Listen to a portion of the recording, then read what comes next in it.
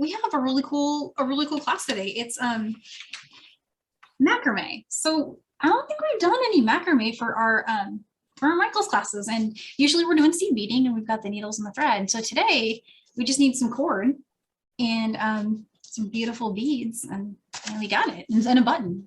And so yeah, I thought we would there's plenty of time for questions. Please feel free to ask them.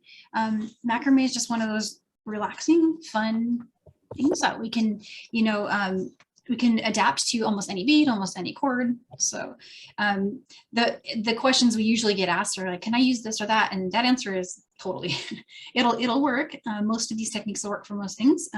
But today I am working with John Bead knotting cord. And so this cord is, it's really cool. It's 0.8 millimeter. And it is a nylon, like a, you know, a nylon synthetic fiber that can melt. And that's really key for a couple of tricks we're going to do for how to finish it and how to make a thread easier through some beads. So if you have like a thread burner or a lighter, that can help. But another way you can make it work is with something like nail polish, like clear nail polish, glue. I've seen people put glue on them. So lots of different ways. Sky's the limit there. And for beads, I'm going to be using our check bead mixes. So these are so beautiful. There are Masterpiece boxes. And Carmi, jump in. You helped design these, right? I think it'd be cool to hear some of the, like, a little bit of the background of the design, what went into these, if you don't mind sharing. Sorry, yeah, I can tell you every bead and every box was hand selected. So there was a group of us, and I had all the paintings, and we literally were in a room with maybe 5,000 strands of beads. And we matched to every painting the bead that most represented the color. And so it is a really special collection to me. And so it is all the favorite masterpiece pieces of art from everyone in our company had an opportunity to submit their favorites. And so I definitely have favorite boxes, and you're actually using one of them. So that's great. Yeah, these are the 3 that I pulled because I felt like they were so Christmassy. But there's a dozen, right? No, there's 2 dozen. There's 24. 24 of them. And but these were the ones that had some reds and some greens and some icicles. And so I went with these just for that reason. I thought that would be kind of a cool little look. And I'm just gonna make my screen big so I can making sure I stay on camera, but shout out if I move out at all, because it's a new setup for me today because I'm trying to be a little higher up than usual for our seed beading. It's really tiny, but for this you're going to want to see more of like the board and stuff. So speaking of the board, I'm going to slide these away for just a second. There is and we shared Amazon links for all of these items. If you're in Toronto, you can also find, I believe you can find these at the outlet. But this is a board that is made for macrame. So it's a Lovely Knots board, and it's a really good cork board, solid. And so this is what I'm working with today. If you don't have one of these handy, something like a clipboard with a binder clip is going to be great too. Let's see, I'm going to be using some scissors. I'm going to be using a burner. And then we need some buttons. So I've got these buttons from John Bead, and they have a bunch inside. My favorites were these ones that look kind of like rhinestoney. And then there's also a little smaller one, more of an 18 millimeter size that had like a crest on it. So I've been using those. But any button will work, anything you've got in your stash that you want to try. And shout out if you have a question about that, because I've tried to make lots of different things work over my time trying these out, and there's always a way. There's always a way you can get it to go. I think I have my other light. I forgot about my other light. Okay, what else? Some other little incidental items I've got around. Scissors, of course, for cutting the thread, and then binder clips. Or if you have a local Home Depot, I actually stole these from my husband's toolbox. He has like 50 of them. I don't think he's gonna notice I took a couple, but they clip really nicely onto this board. And so on my clipboard downstairs, I have a clipboard that I use, and it's like it works great with a regular binder clip, like an Office Depot binder clip, but this one, I liked this better because it's just a little softer. But again, anything that's going to work, anything's fine. These little, like they're about 2 inches or so, and they have a 0.75 inch, I guess, span. So, but play around with that, try different stuff. And you can also just pin it. You can just use the pins that come with the board, poke straight through the cord. It's another way you can do it. Only other thing you might want to have handy is something to measure with. So I used to use my tape roll measure to get my cord measured, and that's pretty much it. If anyone has any questions, I'll just take a brief second in case anyone has questions about that, materials and stuff. I've got my chat back up.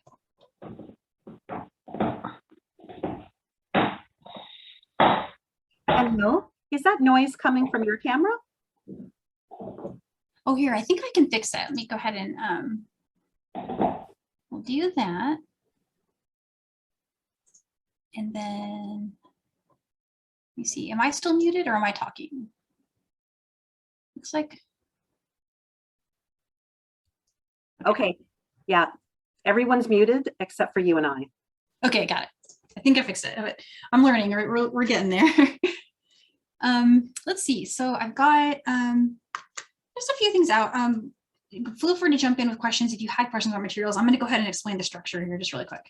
So what I've got here are 2 done ones and 2 that are awaiting buttons, because I figured we'll probably demo that, you know, a few times. So we got that handy, but we're going to start with making this little scalloped button thing. And so how to make this, it's really easy. It starts with a lark's knot, and then we do hitch knots down the side.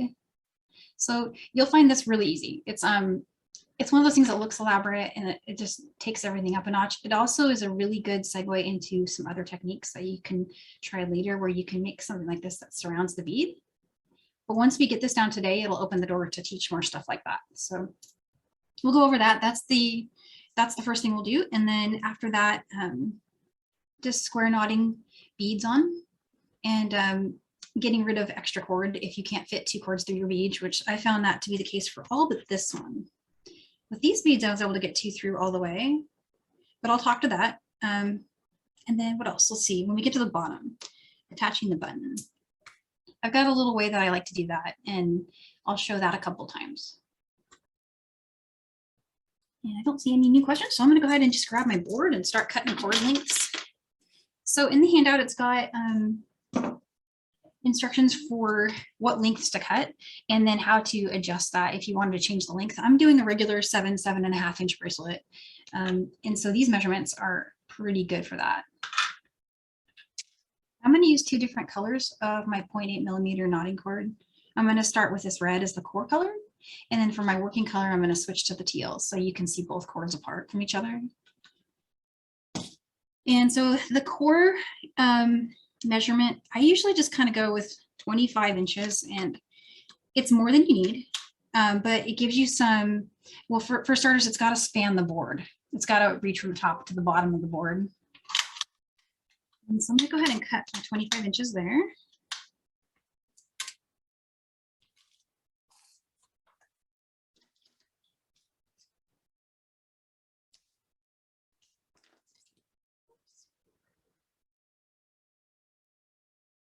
Okay. And then go ahead and bring that to these 2 ends together. And before we go any further, I'm going to do something to these ends that will make it easier for me to get them through my beads, because they'll probably go through pretty well through most of them. But if you've ever had your heart set on a bead and you want that bead to work and you're just like, oh, it's not working, it's easier to do this step now. So I'm gonna go ahead and do that. But sometimes when I get going, it's like, I'm like one of Cinderella's stepsisters, and that slipper came out, and I'm gonna make it fit, because it's just kind of, you know, it's the perfect bead and the cord is just almost there. So what I do is I kind of turn them into a needle. And you want to do this carefully. I am using a burner. You can do this with a lighter. It's a little trickier with a lighter. If you don't have a burner, try a candle and keep it above the flame about, I don't know, like an inch, 1.5 inches, and then just kind of make it melt a tiny bit and use your fingers to flatten and twist it. What I do is I use my burner to just kind of come along above and below. And I'm gonna bring this up a little closer, but what you get is something that just, it's a little stiffened. So it's gonna work a lot better for us. I'll do the same thing on that.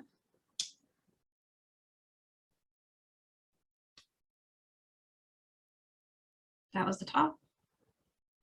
And there's the bottom. Get the cap back on that. So we won't need that again for a little while. But now I've got these ends and they're going to be a lot easier to work with. Okay, so I'm going to switch over to the board here. At the top of my board in the top center, I put one of those pins. And any sewing pin would work. If you're using a clipboard, what I do when I'm using a clipboard is I grab a scrap of cord and I bring it together and I'll string the thing that I'm trying to suspend through it. And then I'll clip that thing to the top, right? So I can work with it like that. So try that if you're on a clipboard. But for me, I'm just bringing the midpoint over that. And I found the midpoint by bringing my ends together. Just like that. And then bring it down. Top. And here's the bottom. I just fold in that over. And grab one of these little clips and we'll clip it.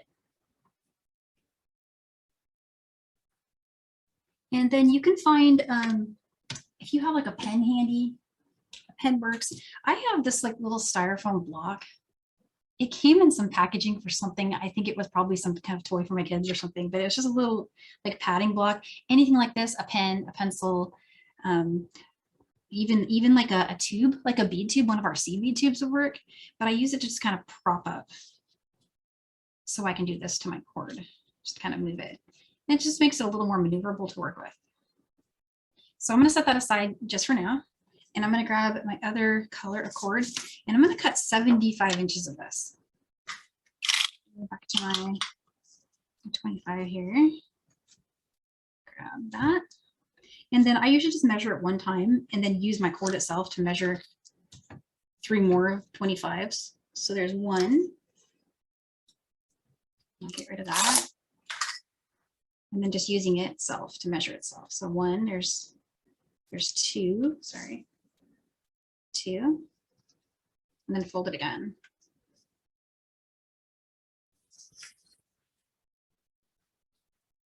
And then there's 3. So I've got 75 inches there.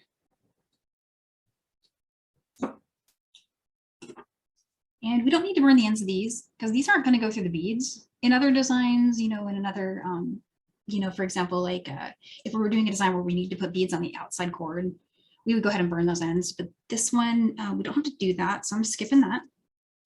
And I'm just coming on and bringing each of those ends together. Oh, not here. Okay, so each end's together. I'm doing that so that I can find my midpoint. Keyboard tray. There we go. So I've got my midpoint here. Get that board back. And so come underneath. I'm right-handed, so I tend to go underneath the right cord, but you can also go, you could go this way if you wanted to.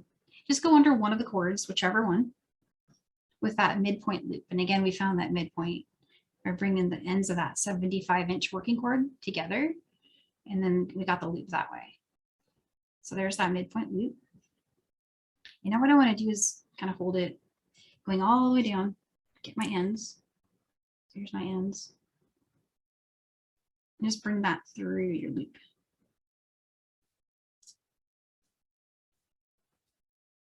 So there's my lark's knot. How's everyone feel about the lark's knot? I can do that one more time. I can take it off and show it again. So like we're good. Okay.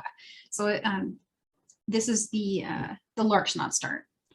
You can also start hitch knots directly without doing a lark's knot. I just found that easier. So I'm going to bring this up, just wiggling it to sit above my pin.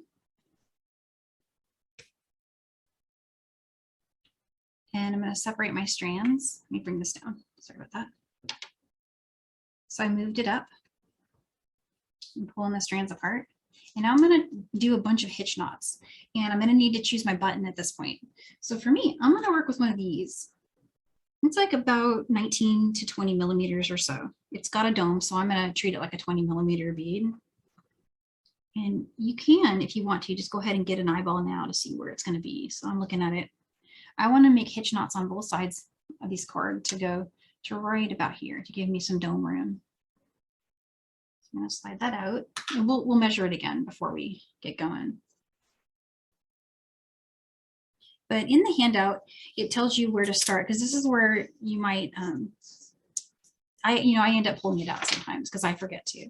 But the trick to it is which one goes under and over first. And so you want to start based on, if you're starting from a lark's knot, you want to start with your working cord over first and then under. So how that looks is I'm taking this cord and I'm going to bring it over and just leave like a little P shape there.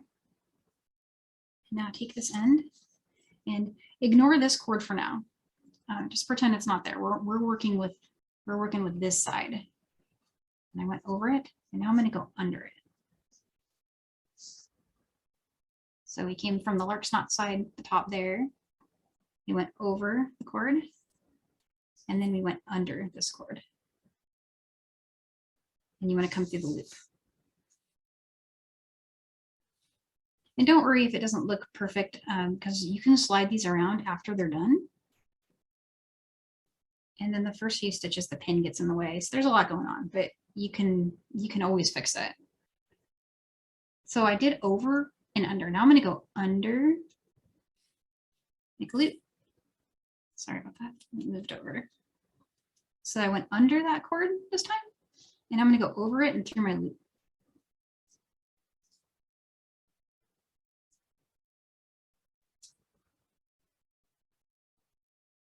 And what you'll get is this little hat. It's another lark's knot, basically. It's the same thing. It's just a way to do a lark's knot without having two cords to work with. So we just did under. So now we want to do over. Keeping track of that's hard, but you'll see it immediately if you don't have it exactly right. And then you can just come along and pull it out and fix it. But if you see a hat, like a cute hat that's already done there, it's time to go over the cord. So I'm going over it. Come on, go under.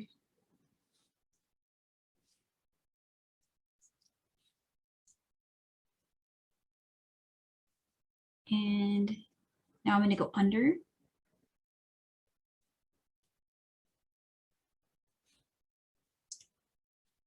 And then over that cord. So I'm going to do that a bunch of times, probably about 8 times on each side.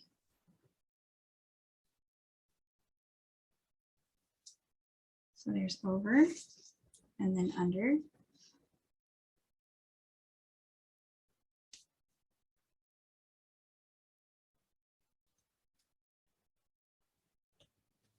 There's going under it and then heading over.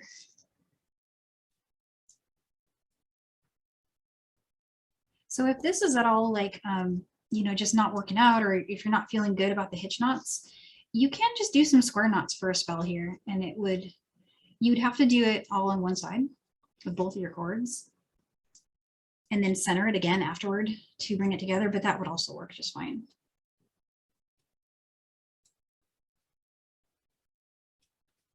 These just look a little different, and I think they're cute because the little scallop edge is on the outside, and then the button doesn't hit anything when it's going over, the center part here.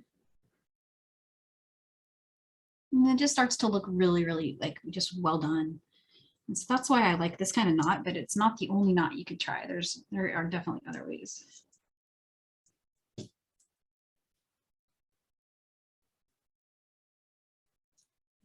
Under. So any questions on hitch knots? It's really quiet, so I was wondering if this makes sense to everybody. I think so far so good, Danielle. Okay, great. Well, I'm just going to keep going so I can show how to do the next thing. And yeah, Sharon just said what I was thinking. It looks so professional. This was one of those knots that eluded me for a really long time because I just had some kind of brain aversion to figuring out the over under thing. And now that I've got it, it's there, right? But it took me a little while. And how many do I have? Got 2, 3, 4, 5, 6. I'm gonna do 2 more and then we'll switch sides.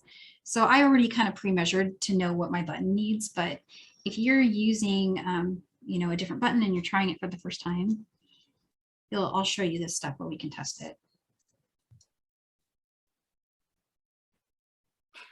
Jessie just made me laugh. You make it look so easy, and she's going to be scrambling for the recording later. Oh, as no. Will I, as will I. I'm looking at Cindy. She probably already finished it. Cindy's finished it by now, I'm sure. Yes. All right, so I think I've got 8. Let's count. 1, 2, 3, 4, 5, 6. Yeah, I've got 8 there. And I already know that kind of worked for my button. You could always throw an extra one on for good measure, but the cool thing about this is you can slide it. It's really forgiving. So if you get to the end and you're like, I really don't want to do any more of those knots and I need it to be shorter or longer and I don't want to pull out my work, whatever, you can make it smaller by squishing it up like that, really tight, or you can fan it out a little bit and give it some air. So it's just really flexible. So I'm going to switch over here. So I'm on the other side now. And I'm going to do that same thing. I'm going to come over the cord and go under it, but I've switched to the other side. So there's my over and under.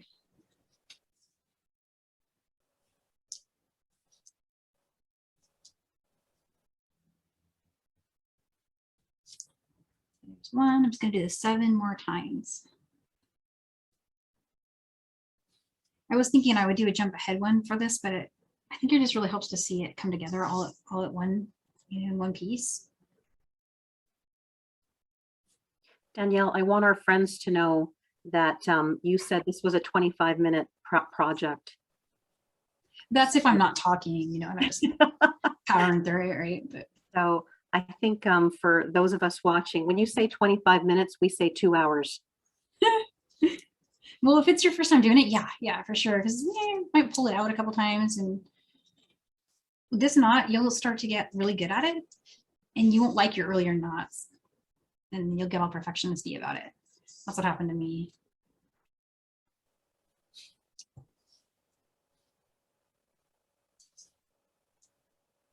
And if I ever forget where I am, if I have to step away and I come back and I can't remember if I was at over or under, it just look at that hat. If you can see that little hat, then it's time to go over.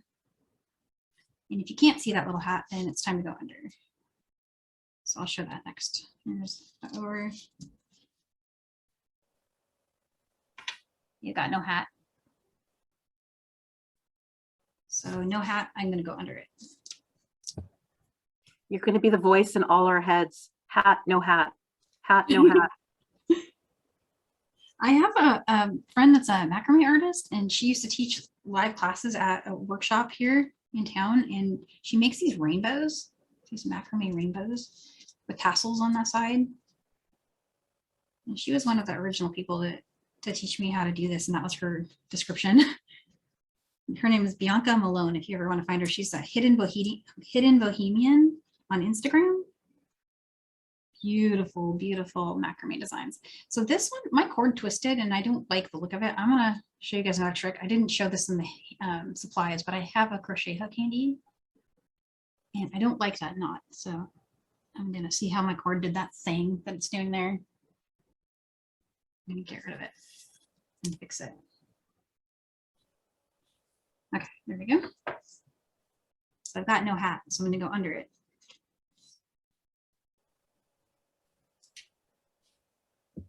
And count how many I've done. 2, 3, 4, 5, 6. Okay, just 2 more. See, it goes pretty fast.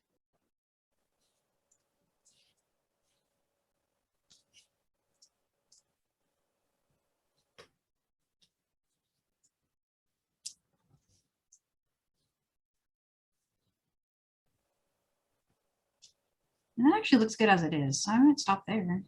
Let's test my button. I don't know. I'm gonna give it one more.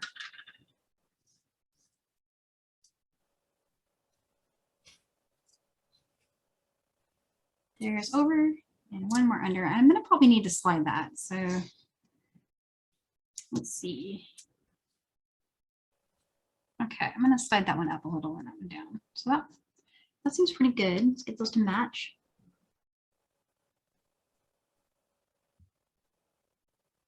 So you should have something that looks like that. I know we went really fast, so if anyone has any questions, we can always demo that again. I'll do the next steps and then we can throw another one on the board and show it. That's so pretty. And now I just want to bring it together. So I'm going to just squish these together and start making a square knot. So to make a square knot, it doesn't matter which side you start with. For some reason, I'm always starting my P loop on this side. You can start with either side you want. A square knot is you just alternate between doing the P loop on this side and this side. So starting with the left, I just brought this cord over both of these strands. And I'm going to bring my other one over it. So over that strand. And I want to go under both of these and then up through that loop. So that's under both of those and up through that loop.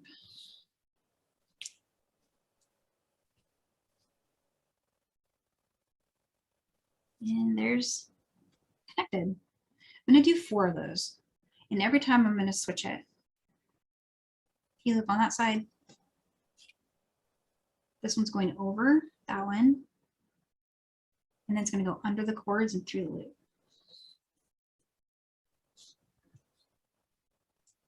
And pull tight. P loop on that side. Going over this cord, under those, through the loop.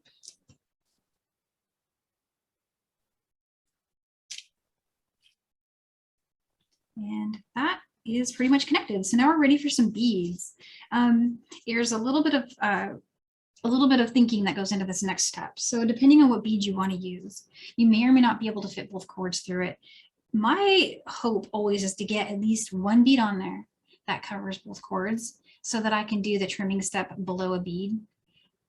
The reason I want to do that is you're going to get a lot of pulling and pushing on this connection here is going to get used a lot because you're going to use it to take the bracelet on off. It's a stress point, right? So we could trim our cord here. We could do more knots and trim it. And if you're using beads where, it's just not going to get 2 cords through, then that's what you would do. But my recommendation would be to make more square knots. So make like maybe even 5 or 6 more here. And then what you would do is trim one of them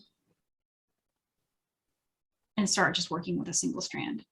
But what I'm going to do now, what I did on my samples is I went ahead and found a bead with a big enough hole to take 2 cords. And then I did the trimming below it. So I'll show you how that looks. Let's find one of those big beads that I had.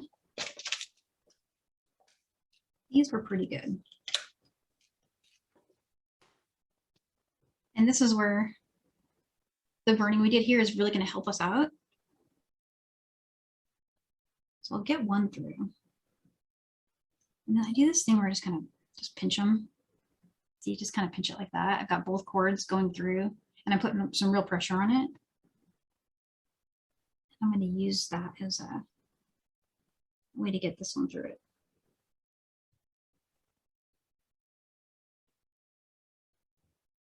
And if you've got some selection, you might have to just go and find a bead that works.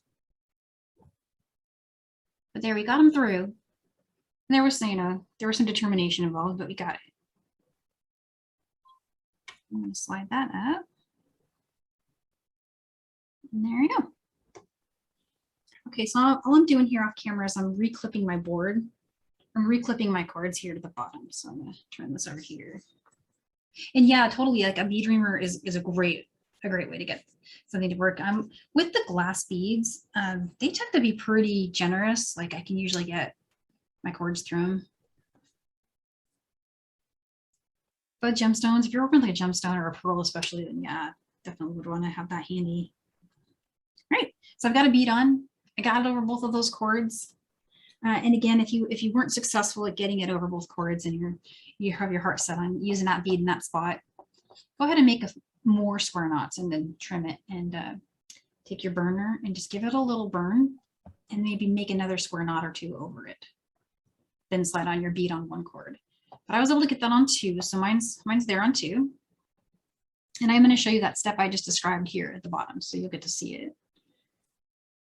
So now I'm going to make more square knots, and I'm taking note of a couple things. If you don't start with the same side as your hat for your P-loop, you'll get a little bit of a spin, and your square knots might face this way. So I'm looking at this really closely, and I'm seeing that I got a hat on that side. So I'm going to do my P-loop on that side first. So there's the P-loop. Here's the other side of the cord. And again, I'm just going to go over this one and then under the two main cords and through that loop that we made.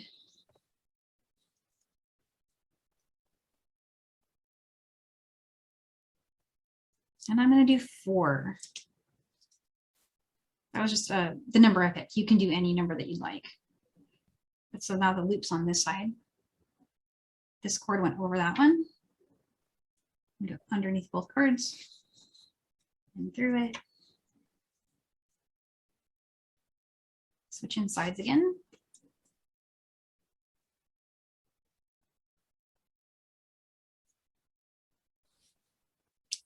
Over and then under the main and through the loop. There's that P-loop over it. This one's going over that one. Under the main cords and through the loop. Okay.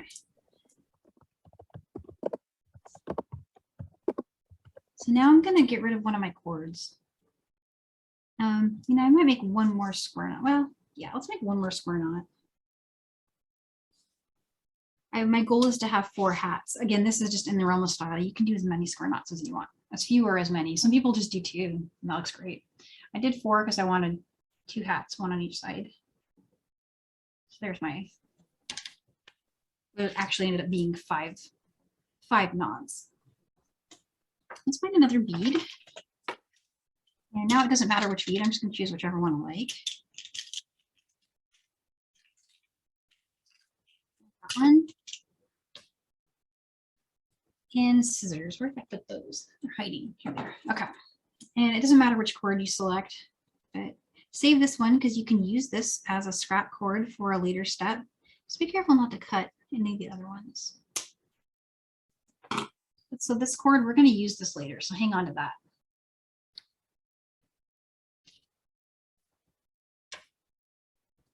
And I'm going to go ahead and reclip to the bottom. So I'm down here, I'm just reclipping. I want to burn that. Danielle, yeah. On behalf of all of us, I can't believe you cut that cord. I know, but we could sit there and try to get 2 cords through all these beads, and it's hard. It worked out though with, in case anyone really likes that idea, it worked out really well with these. So this box comes with that bead and that bead and that bead. And I found that they all worked for 2 cords. It looks beautiful. So it's one of those things where, you know, you just play with it and see. And if you can get it to work, then you got it. And I'm going to go ahead and burn that little end there. Let me show you what I'm going to do really close. And I'm going to be careful with it. You know, I don't want to burn my other cord, but just enough. I don't know if you can see what I did there, but I melted it. So it's going to stay put really nicely.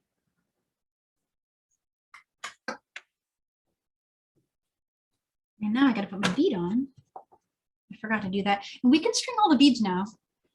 And that might save us some time. So I think I might do that.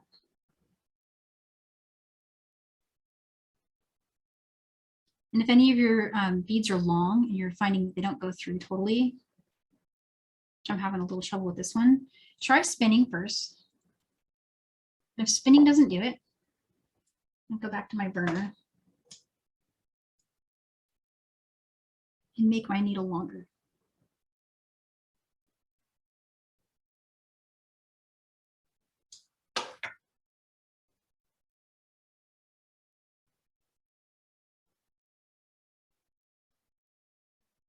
And there it goes.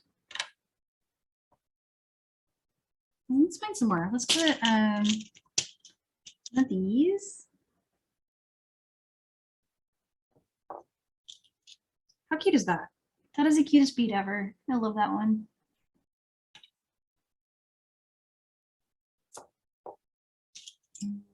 Clear one. I might not do a full length. I'm just going to throw one more on and then show you guys putting the button on. Okay, that'll probably do it. So again, I'm just going to clip that to the bottom.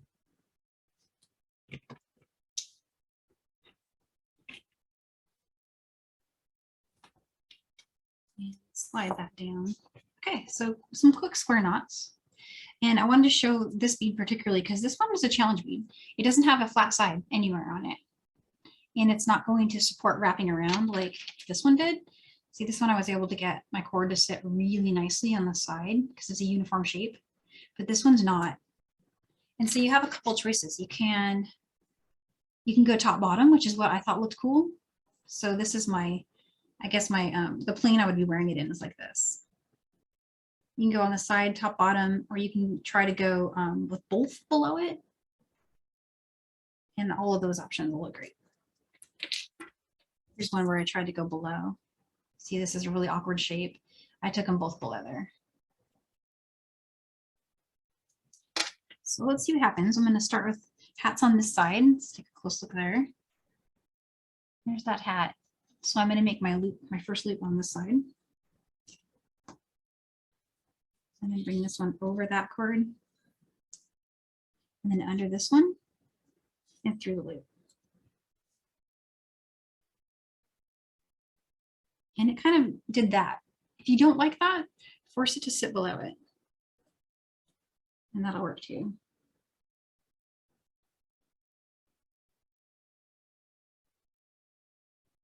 But this shape is definitely a challenging shape, but it's so pretty. You might have to really insist, if you know what I mean, on getting it to go below. But once you've got it and you get the second square knot on, it'll stay. Or not. Hang on. It went loose on me. Okay.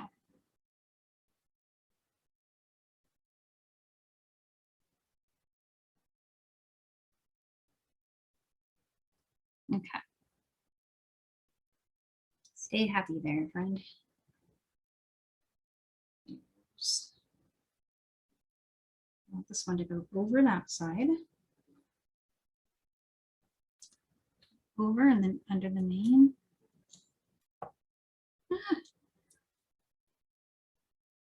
Okay. And we did it. Okay, so now it's going to sit like that with both cords behind it. That's probably the hardest thing to do. I just saw this other one, just let them kind of just do what they wanted. It looked fine.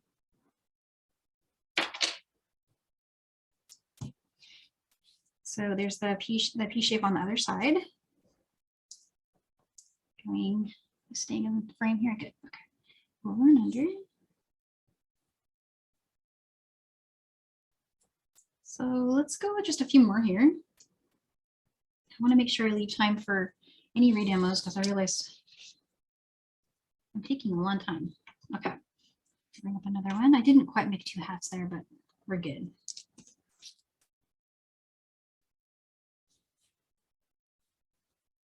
And of course you would take more care with, you know, with your beads than I'm doing now. I'm just kind of going a little fast.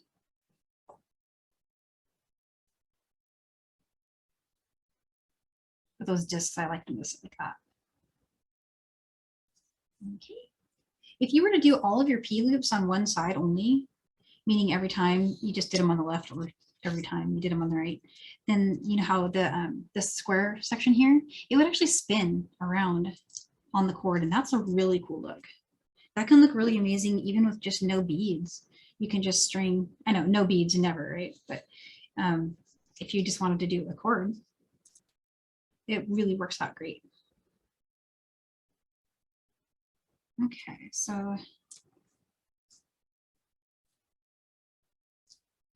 I want to leave enough time to show them button. What I'm going to do, guys, I'm going to just do a really short version because I think I underestimated how long it would take me to square knot this whole thing. Danielle, I think you're right on schedule. Don't worry about it. Okay. The reality is you would be putting in 5 or 6 more beads, and we're going to be able to see that in the recording. So I think the most important thing is to show the closing. Perfect. Okay. I have a few finished samples I could bring on, or I could just show it right here too. So because these are all the same color. So when I show it here now, so I can show it again with one of the others. What you want to do is grab your button. And of course, your work, you'd be a lot closer to the bottom of your board than I am. And that might actually become a problem for me with my scrap board. Let me see how long of a rumor I've got. I might have to cut myself a scrap cord that's a little bit longer to reach the bottom of my board. Yours should be fine though. The one that we made earlier when we trimmed our extra thread.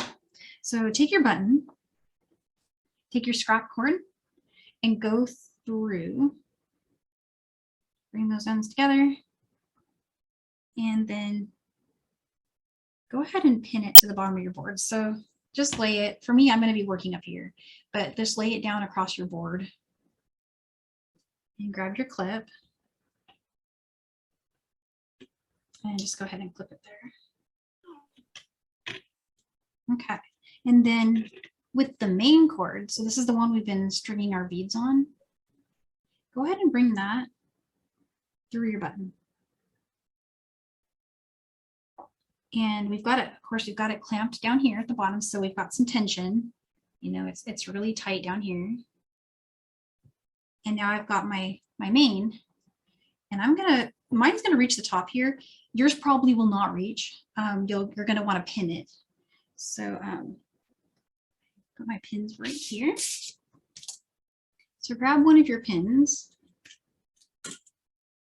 and just give it a little poke. And this won't matter because this is going to be hidden inside of your knots.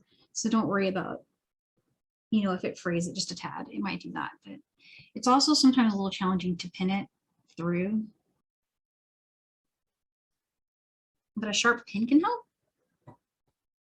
And then, of course, if you're able to reach the top, you can pin it to the top. But what I've been doing for mine is just using one of these pins like that. And actually, I don't want to pin it above my work. Sorry about that.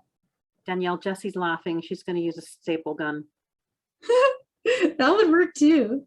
Another thing you could do is you can make your main, the cord that you're putting your beads on, you can make it longer than 25 inches. You'd have a lot hanging out down here, but then you would have plenty to get yourself back up to the top, and you could just binder clip it to the top.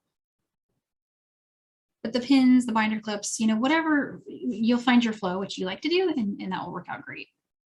And what you want to do when you pin it up here is make sure that it's above your working cord on the my right hand. So this is my right hand, on my right hand side. So both of my cords are underneath the main cord. So now suddenly, again, I have 2 main cords.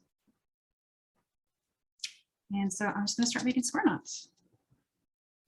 And my button's really far away, like a lot further away than it would otherwise be.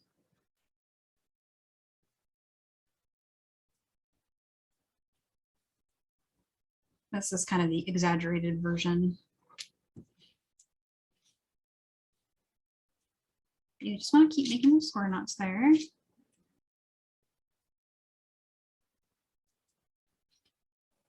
And on my finished designs, I did not leave this much space. I left only, let me bring this one over. I left only about that much, so to give you some scale. My last bead should be like right here. So this is a lot more space than you'll have when you're working it, but I'll bring that one over in just a sec, and we'll show it on one of my finished ones. But basically, you do about maybe 3, 4, or 5 hats, depending on how much space you're trying to use up here. There's also a way you could add length if you needed to. And when you get to a point where you feel like you've secured it, take the working cords, leaving some space, and I'll do this again, don't worry, I'm gonna bring the other one over, but bring one through, and then the other.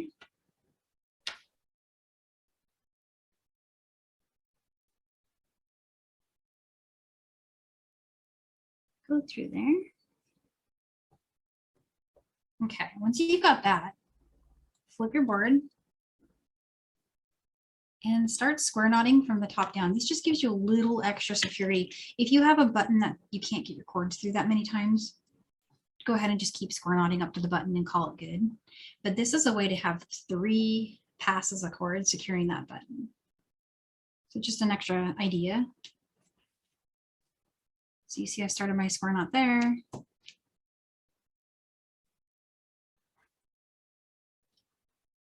And I can just keep going. And you would keep going until you meet the old section. So you just keep square knotting until you got here. And then you'd burn it. So Carmi, do you think I can show that again? I have another version over here that's just ready. It's set up and ready to go. Let's do that, Danielle. I think yeah, it's this crucial. one I made. What's that? I missed what you said. I think that's the crucial part of closing. Yeah, it's worth seeing twice, I feel like. And on one that's scaled properly, because that last one did not work out as scaled as I'd hoped. Okay, so here's one I just made earlier, and I pinned it to the top, just like ours would otherwise be. And it's a full length design.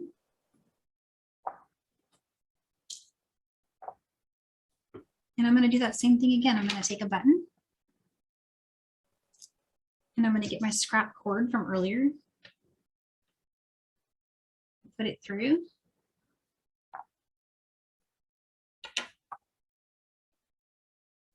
And I'm going to take this cord. This is the main one that my beads are on, and bring it through.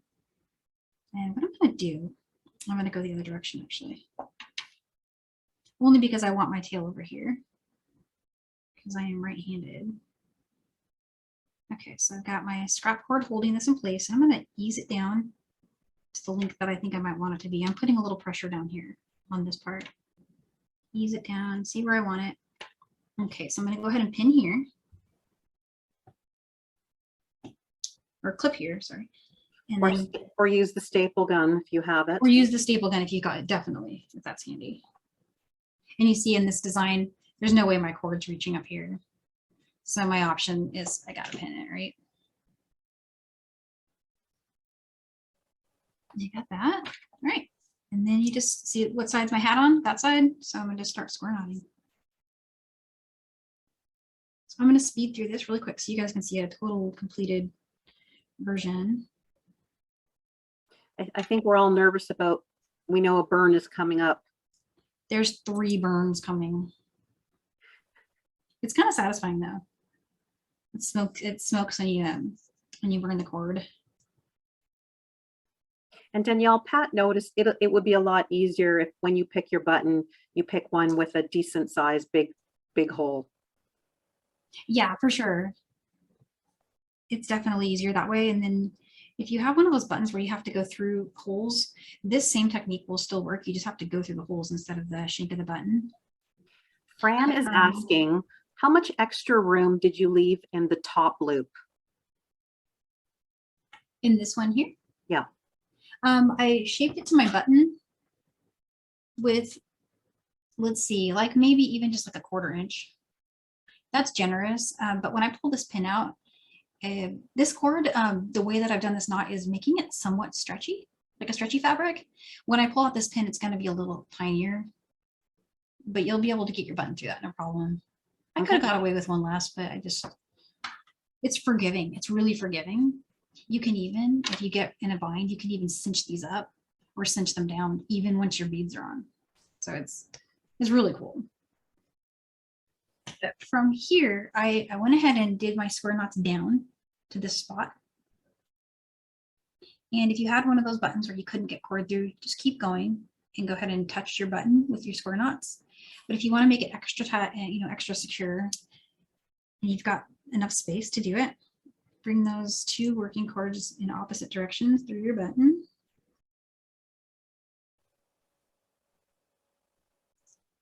And then flip that forward.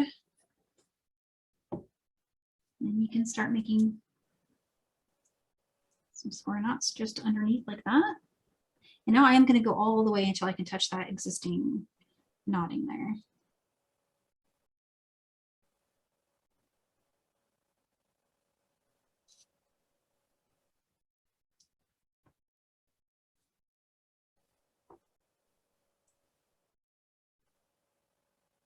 And you've taught quite a few classes, and what I'm really loving about this one, it's again, we don't really need any findings. We're making our own loops.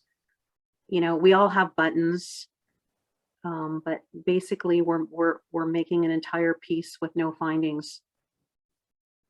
Yeah, exactly. No findings, and then there, you could even just do one of these kind of sliding score knots with it without even having a button. It's another way you can end one of these. And I'm pretty much done. I'm overlapping my stitching just a little bit because I want my sides to match hat to hat. Okay, so that's pretty much all you got to do. I'm going to bring this over here and you're going to get rid of these extra cords. So from here, this was my scrap cord that I used to secure the button. It's just going to fall away out of the button there. And I want to cut and burn these three things. So let's start with, so I've got scissors here, and I'm going to leave a little bit, not a lot, but just enough, right? Because I want to singe that and make it go flat and kind of mushroom it. So that's the little tiny hat there, or a little, you know, a little bit left. Flatten that down. And so you can see it kind of melted, and it's better than glue. And that's really secure. It's not going anywhere. I'm gonna do the same thing on the side.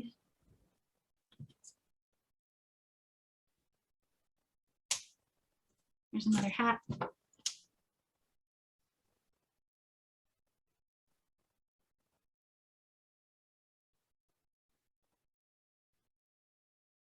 It doesn't get very hot. You can touch it and it's not going to hurt you. There's that one.